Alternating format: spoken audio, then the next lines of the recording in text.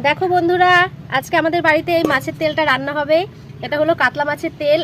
মাছের তেল দিয়ে বেগুন ভাজা খেতে আমার খুব ভালো লাগে। মাছের তেলটা এখন ভালো করে পরিষ্কার করে নেব।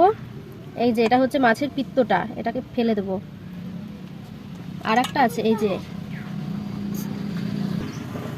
মাছে আবার ডিমও হয়েছে, দেখো এই ডিমগুলো থাকবে। ভেতরের যে নোংরাগুলো আছে সেগুলো এখন পরিষ্কার করে নেব। এই এগুলো হচ্ছে ফেলে দিতে হয় সব।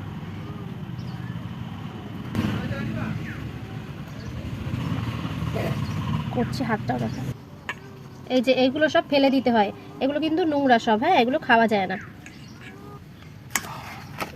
এই যে এগুলো সব ফেলে দিব।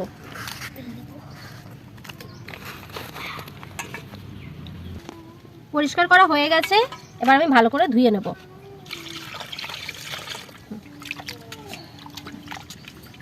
ভাজার আগে বলতে